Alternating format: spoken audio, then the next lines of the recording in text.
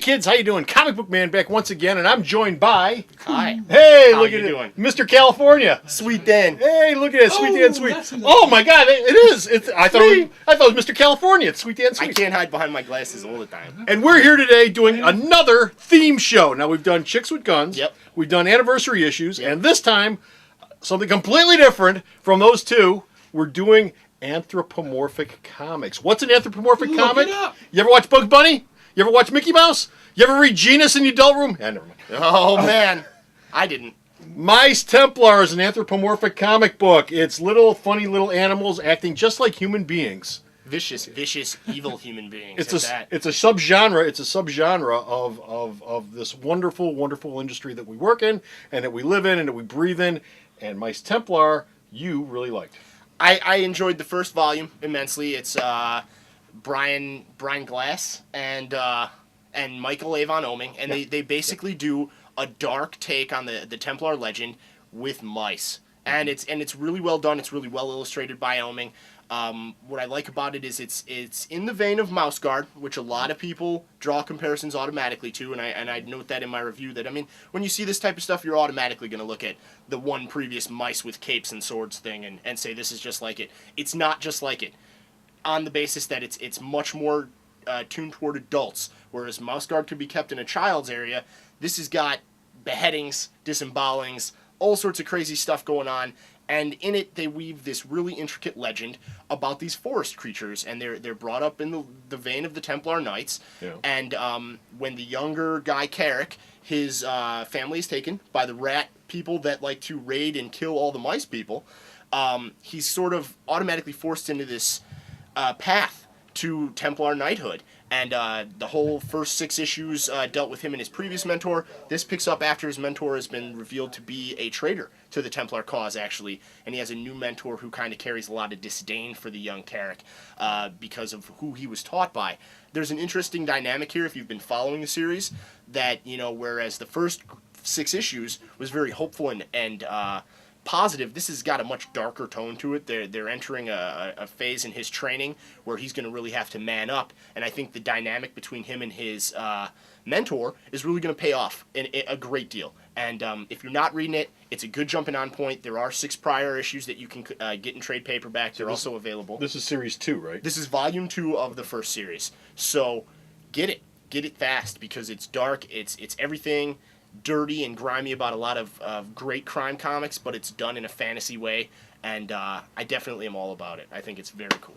Okay, Mice Templar. Second up is another anthropomorphic book, which came out last week, which most people didn't get, because most people didn't even know it existed, but we had it here at the store, and we still do. Yeah. It's The Stuff of Legend, which, if you were here for Free Comic Book Day, you picked up the free, or at least you should have, you picked up the free copy of this for Free Comic Book Day. It was a preview, and that really wet my whistle for this book, because I actually actively sought it out. I was bothering him for weeks before it came out, trying to find out what was going on. It's a great story. It starts off with the most horrible nightmare a kid could have. His closet door opens up, and a dark beast emerges from in there and grabs him and drags him into the dark of the closet. And from that point on, He's eaten by rats. no rats, and no swords, and not a whole lot of beheadings or disembowelings, but there are a few.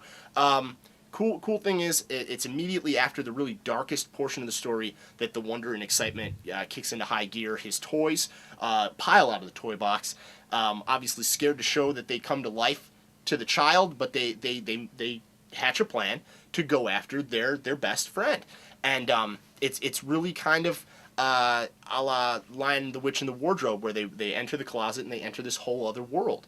And they believe the boogeyman has taken the boy, their friend. And once they enter this realm, they're no longer a teddy bear and a piggy bank and a toy soldier and a dancing ballerina. They're warriors. And Charles Paul Wilson III illustrates it, and he illustrates it so beautifully. It's probably the best looking comic next to Cursed Pirate Girl, in my opinion. It's a black and white old school style. And you can tell from the format of the book that it's almost like a children's storybook. It's very awkward. You're not going to fit it in a traditional bag and board no matter how you turn it. It's not going to happen. You got to get a magazine-sized bag and a magazine-sized board to back it.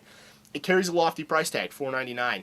but it's twice the size of a normal comic, and it offers way more substance in the story than a lot of stuff people are reading. People need to hunt this down and get it. It's something you can read to your kids. It is a little dark. They are fighting the boogeyman and the legions of lost, forgotten toys. But it's never crude. So is this a kid's comic? Or Mice Templar isn't, but... It walks a line. Okay. I think, again, it walks the line between being a very mature children's story and a very innocent adult take on stuff we all grew up with. You know what I mean? Everybody was scared of the boogeyman. Everybody thought their toys were their best friends. It walks a fine line. You have to use your judgment before you show it to your kid. Read it. Read it, and if you think it's something your kid would like, show it to him. Share it with him, by all means. It could be the next classic stuff. You know what I mean? Okay. Totally good. You need to read it. Anthropomorphic comics and characters have been around for a long time, going all the way back to Mickey Mouse and Bugs Bunny. In comics, they keep going through cycles. Go back to the Teenage Mutant Ninja Turtles. That was our One of my anthropomorphic favorites. characters. Okay. Boris Bear predated Teenage Mutant Ninja Turtles. Since then, there's also been Shanda the Panda. There's also been, as I mentioned before, Genus in the adult section, but there's also Furlough. Both are done by Radio Comics. The current run of anthropomorphic comics are coming about because of Mouse Guard. Mouse Guard, which was the winner of the Eisner last year, 2008, for the best children's series that came out for that year.